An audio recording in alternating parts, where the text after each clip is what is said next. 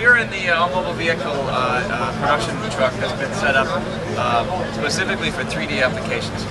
So what we have here before us is the Convergence station, and I don't know if you saw the 3D camera system down on the floor, but the Convergence station is set up for the Convergence operators, which there would be one Convergence operator assigned to each 3D camera system typically. In this particular case, the Convergence operator has a pair of monitors that he references as he would do his work.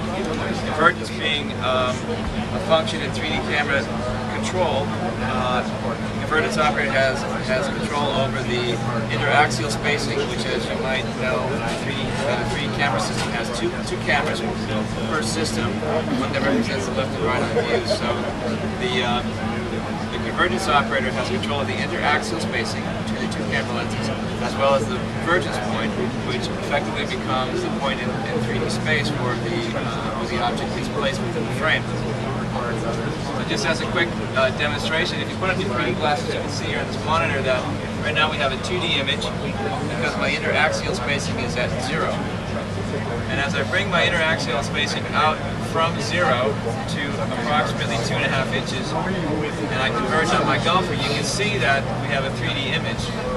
Now, my convergence point is placed on the golfer, which becomes the point of the stereo window or the screen plane. But if I wanted to move her, say, for instance, forward from us, I can change my convergence point, make it deeper, and she will appear to come forward. So those are the two controls that a 3D convergence operator has, and that's how we effectively change our 3D parameters. Over on the left we have an analytical device that's used because even though our interaxial spacing, as we just demonstrated, that a little bit more creates more depth, at a certain point, too much interaxial spacing creates excessive parallax.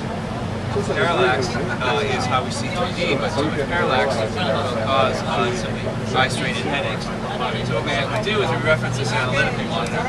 So we can adjust we have creative choices that we make, and we can adjust our choices technically to keep our 3D controls, our 3D parameters within an accepted set of guidelines.